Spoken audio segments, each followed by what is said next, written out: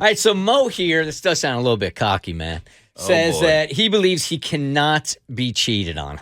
What do you mean you can't be cheated on? Okay, so yeah, I'm gonna get killed for this, but I'm prepared for it. This was on your podcast, This right? was on my podcast on In The Moment. I had Romeo and Katie on the podcast, and I started this segment where I come up with these 20 very unpopular opinions, and then I attempt to explain them.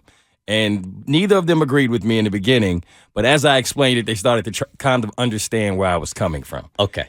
And this is coming from a place of a conversation that I had with someone a while back. This is like after I was in a really toxic relationship and she cheated on me, and I was like carrying this burden like a lot of people do for years. Like the way that I treated new people I would meet was kind of based off of the baggage that I was carrying from my prior relationship. And I had a really tough conversation with a guy one day, and he told me, "You're looking at this all wrong, and I'm going to help you fix it." And I was like, "How?" And he was like, "Because you have not been cheated on." And I was like, no, she cheated on me. I was there. What do you mean? And he's like, again, you're looking at it wrong. That's coming from ego and that you thinking that she was your property. And I wasn't exactly sure how to take that at first. I was like, nah, not exactly. But then the way he broke it down, it began to make sense to me. And what his theory was that I now believe is true is you can technically only be cheated on if you're going to stay. Because a lot of times, men, the part that's really difficult to get over if you're in a relationship and your lady happens to sleep with someone else is the fact that some men use it as a possessive thing. Like, how could you cheat on me when in theory it really is her body and she's allowed to do whatever she chooses? And if you leave the relationship, if you have left that relationship after she decided to do what she did, and she now is with that guy or whatever guy she is with, you're no longer there.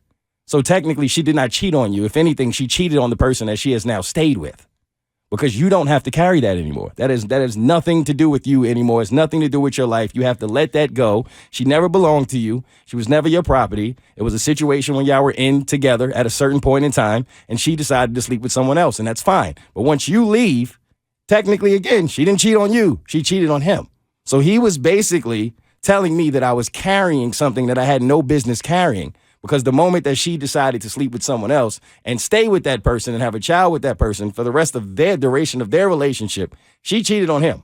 I'm gone. There's nothing to do with me anymore. It can be both, can it? All right, so I understand the property part of things, right? But if you and I are engaged in a relationship and I've committed to you and vice versa, we are sharing values now, right? Mm-hmm. So, and our values are, I think this should be spoken that, look, part of the value system that we have together is we are only going to be physical with each other, okay? Now, you can do with that what you want. Now, you can go ahead and you could take off.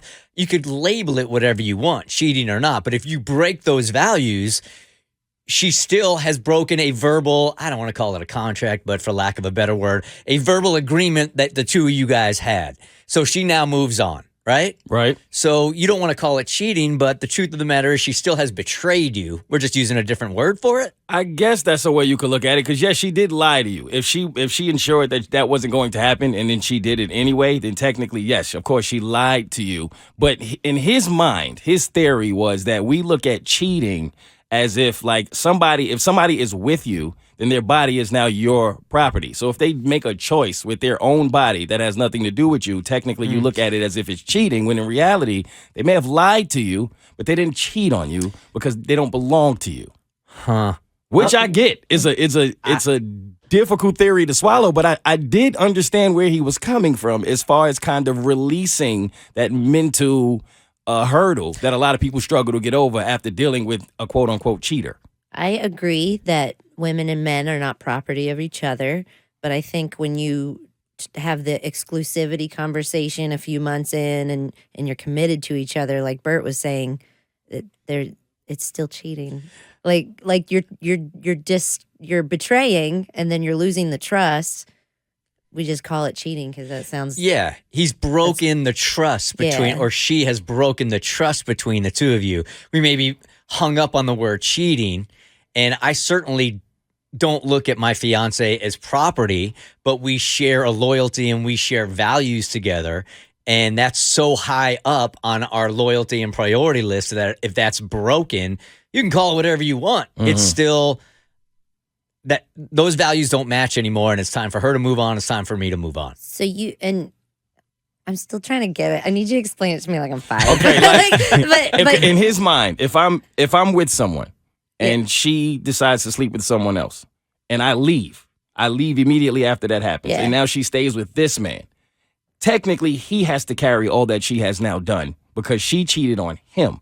I'm gone, so I should be able to just leave that in the past. It has nothing to do with my life anymore. She has nothing to do with my life anymore. So if anything, she cheated on him. Didn't she cheat on me. both of you then? She cheated on you, which caused the breakup, and now she's with him. So if you want to look at it retrospectively, then she cheated on him with you, and she cheated on you with him. Well, that's how I was looking at it. I mean, to me, yes, that logically makes sense. But in his mind, it was like, that's why you're carrying the burden. That's why you still feel the way about it, because your ego won't allow you to get over the fact that you feel as if she cheated on you. But if you look at it like, no, when I was there, we had what we had. It was my turn. I moved on. Now she's with him. He has to carry that. You don't have to. She didn't cheat on you. She cheated on him. But he's not carrying nothing. Like, he's just doing the dance in the end zone. He's happy. Here's what I'm going to do tonight. They eventually start carrying something. Okay. I'm going to eat some Delta 8 tonight. Okay. I'm going to listen to your podcast. See if it makes more sense then. It's not hitting you right now. It's not You hitting me still feel right cheated now. on? Okay. Where can people find your podcast? It's called In The Moment, and you can find it wherever you get your podcast. The Bert Show.